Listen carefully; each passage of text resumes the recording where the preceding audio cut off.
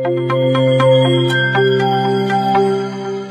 friends, we are doing carbon and its compounds. So structure of diamond, three-dimensional structure, tetrahedron shape of tetrahedron. ठीक है, three-dimensional structure. Structure of graphite, it is like that. It has a planar structure. You can draw like that. Is that clear? Yes. आप चाहे उसका तेवर बना सकते हो, बस ये बना दो. स्ट्रक्चर ऑफ ग्रेफाइट, ये इसके ऐसे यहाँ पर भी ऊपर भी ऐसे सब जगह प्लेन बन जाएगा. Planar structure. इसके ऊपर ऐसे एक प्लेन और होगा, फिर एक प्लेन और, तो प्लेन्स होते हैं इसके ऊपर. Two dimensional structure. इसकी स्ट्रक्चर कैसी है? Two dimensional. ठीक है. और डायमंड की three dimensional structure.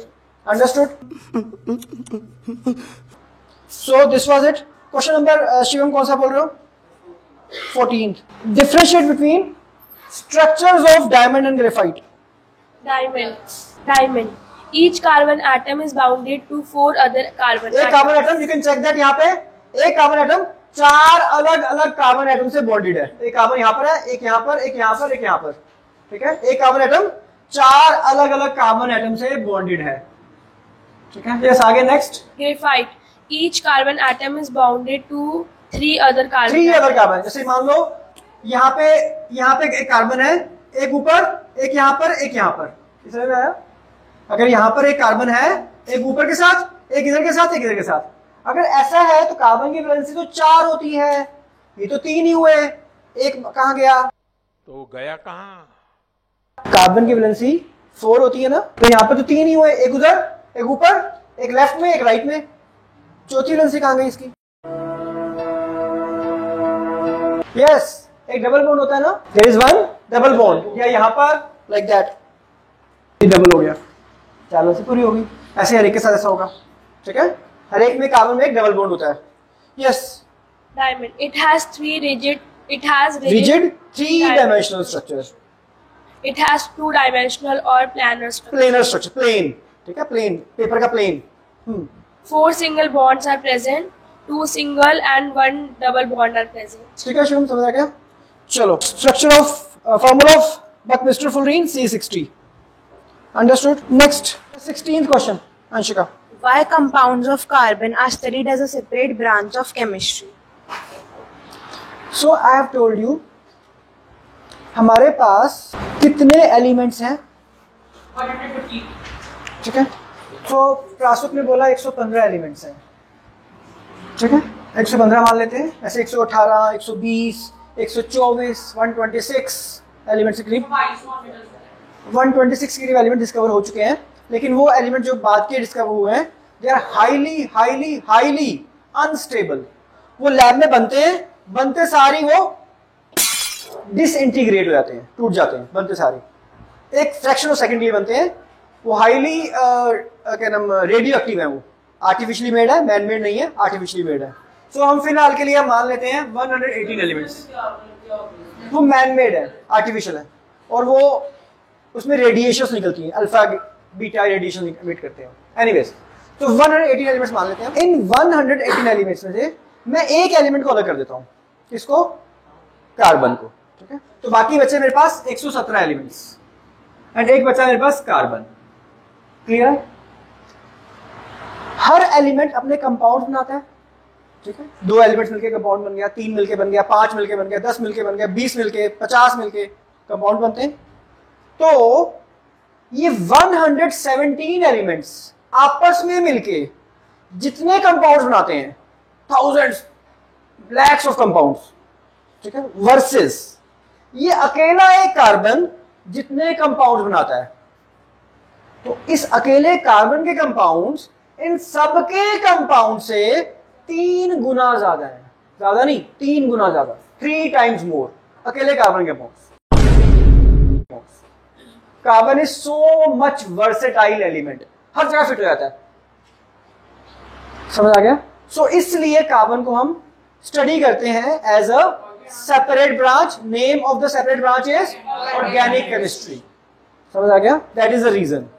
Good that. हाँ, अंशिका रीड करो. Why compounds of carbon are studied as a separate branch of chemistry? Due to unique nature of carbon atom, it gives rise to formation of large number of compounds. In fact, 90% of the compounds found in nature contain carbon. Due to this reason, carbon compounds are studied as a separate branch of chemistry called organic chemistry. ठीक है, no need to say, you have to learn this. Next, very very important, बहुत बार board में आता है ये. अगर 10 बार board में paper होगा तो 7 बार आया हुआ है क्वेश्चन वाला. 1 मार्क का. Catenation. Catenation. Carbon has a unique ability to form bonds with other atoms of carbon, giving rise to large molecules. This property is called catenation. समझ आ गया? ये आप अभी मुझे लर्न करके सुनाओगे. I will give you 2 minutes after that. तो कार्बन से बहुत सारे बॉन्ड्स बनाता है, giving rise to large molecule. Giving rise to large molecule. ठीक है, दिस इज कॉल्ड कैटिनेशन. ये क्या चीज है? प्लास्टिक. कोई और नाम इसका? पॉलीथीन. क्या नाम है इसका? पॉलीथीन. क्या नाम है इसका? पॉलीथीन. मैं लिखूं पॉलीथीन? मिठाई के बॉक्स से पॉलीथीन. इथीन. अच्छा इथीन. पॉलीइथीन. पॉलीथीन. पॉलीइथीन. ये क्या चीज है? इथीन. इथीन का फॉर्मूला क्या था, याद है किसी को? C2H4. C2H4. C2H4. C2H4 कितनी बारी? Thousands time. Unlimited. Lakhs of time. वो करके क्या बनेगा? एक पॉलीथीन की शीट. आप सोचो ये पॉलीथीन की शीट है, इसको मैंने आज मिट्टी में गाड़ दिया और फिर 1000 साल के बाद इसको निकाला एज इट इज. कुछ नहीं बिगड़ा उसका. आप सोचो कार्बन के बॉन्ड कितने स्ट्रॉन्ग हैं. सोचेगा हवा पानी किसी को असर नहीं होता. Such a strong bond are formed by carbon. समझ में आया? ये सिर्फ कार्बन की महिमा है. For that polythene. सो ये कैसे हुआ? Due to property called catenation. Carbon अपने कार्बन से अटैच हो जाता है, फॉर्मिंग अ लार्ज मॉलिक्यूल. बहुत सारे मॉलिक्यूल, बहुत बड़ा molecule containing thousands of carbon atom. बहुत हाइड्रोजन भी है. उसको आप वैलेंसी प्रिंट करने के लिए वो, लेकिन कार्बन से अटैच हो रहा है ना. कार्बन तो कार्बन से अटैच हो रहा है ना. Like C C C C C, यहाँ पे H H H H H. ठीक है ना. लेकिन कार्बन तो कार्बन से अटैच हो रहा है ना. बहुत सारे C, thousands of lakhs of C, one molecule. Polythene. Sir बोल रहे कि हमारी बॉडी कार्बन की बनी हुई है, तो हमारी जब भी काट दे तो फिर हमारी बॉडी में जो हमारी बोन्स है वो सब कार्बन सबके अंदर है. सर तभी तो कह रहा हूं बोन्स बच जाती है और वो वैसे चीटियां. अरे कहना क्या चाहते हो? ठीक है. ओके. यस, किसकी टर्न है? रीड करो. Tetravalency. Carbon has a valency of 4, so it is capable of bonding with 4 other carbon atoms or atoms of some other monovalent element, giving rise to large number of carbon compounds. ठीक है. Tetra means 4. Carbon की valency 4 होती है. Tetravalency. तो carbon is capable of forming bond with क्या? 4 other monovalent element.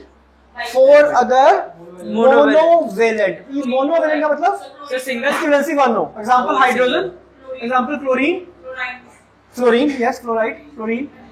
इसकी valency 1 होती है.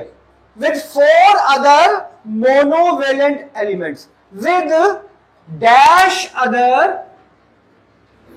divalent elements.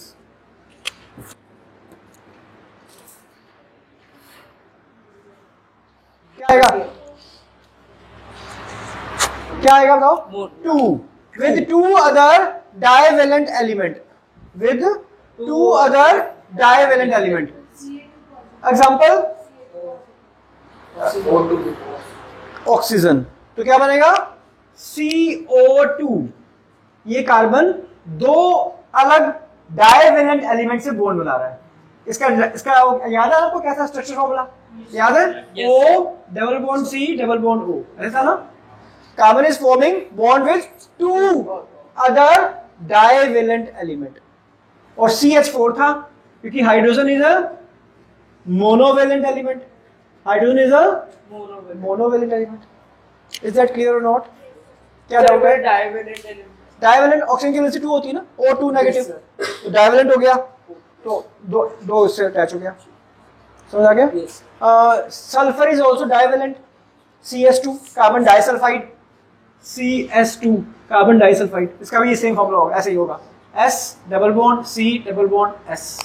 Hydrogen, hydrogen CH4 monovalent है, मोनोवेलेंट है 1, समझ में आ गया आपको? हाँ, next. What is the cause of large number of carbon compounds? Carbon shows catenation and tetravalency. ठीक है, next question. Why silicon does not exhibit catenation to the extent shown by this is carbon? Again a very very important question. Silicon का atomic number कितना होता है? 14। कितना होता है? 14। तो सिलिकॉन 14 हो गया इसका एटॉमिक नंबर। ध्यान से समझो स्टूडेंट्स, हल्का सा डिफिकल्ट, हल्का सा। तो इसकी कंफ्यूजन क्या होगी? 2,8,4 और कार्बन का था 6 था 2,4। दोनों के वैलेंस शेल में 4 इलेक्ट्रॉन्स हैं, ठीक है? तो मैंने अभी आपको बताया वो पॉलीथीन वाला केस कि बहुत सारे, इतना बड़ा मॉलिक्यूल पॉलीथीन कार्बन का, सिलिकॉन में जो वैलेंसी 4 होती है, तो ये ऐसा क्यों नहीं कर पाता? बहुत बड़ा मॉलिक्यूल सिलिकॉन का। सिलिकॉन का मॉलिक्यूल जब 5-6 एटम्स कंबाइन करते हैं, उसके बाद हम और एटम्स कंबाइन करें, वो होल्ड नहीं कर पाता, टूट जाता है बस 5-6 एटम्स तक, बस खत्म। और कार्बन में हजारों एटम्स, ऐसा कैसे हो गया? दोनों का वैलेंसी 4 है। क्वेश्चन समझ में आया? यस, रीड करो answer. Carbon has much smaller size as that of silicon, so the nucleus is able to hold on the shared pairs of electrons strongly. This is not possible in case of silicon due to its largest size. So large molecules of silicon are not much stable. कुछ समझ में आया? Carbon का size छोटा है, silicon का size बड़ा है। आपको किसी चीज को ऐसे करके होल्ड करना हो, ऐसे करके, यहाँ से ऐसे करके होल्ड करना हो, तो आप टाइटली पकड़ लोगे। और आपको ऐसे करके होल्ड करना है तो इतना टाइटली होल्ड नहीं रहेगा आपके, कोई बंदा ऐसे छीन के ले जाएगा आपसे, ठीक है ना? यहाँ पे पकड़ा आपने, टाइटली पकड़ोगे, और ऐसे करके पकड़ा दूर, तो दूर है आपसे, तो आपको ऐसे छीन के ले जाएगा, ठीक है ना? सो कार्बन की बात करें तो इसके अंदर ये न्यूक्लियस हो गया, फर्स्ट शेल सेकंड शेल, ठीक है? और इसका इलेक्ट्रॉन यहाँ पर है, इसने इसको टाइटली पकड़ लिया। हम बात करते हैं सिलिकॉन की, तो nucleus, first shell, second shell, और ये हो गई इसकी थर्ड शेल। इलेक्ट्रॉन इसका यहां पर है। इस न्यूक्लियस की पकड़ उस इलेक्ट्रॉन तक इतनी टाइट नहीं हो पाएगी, इस न्यूक्लियस की पकड़ उस इलेक्ट्रॉन तक, और बीच में भी 2 शेल भी हैं, इलेक्ट्रॉन रिपेल ईच अदर, बीच में 2 शेल्स भी हैं, इलेक्ट्रॉन रिपेल ईच अदर।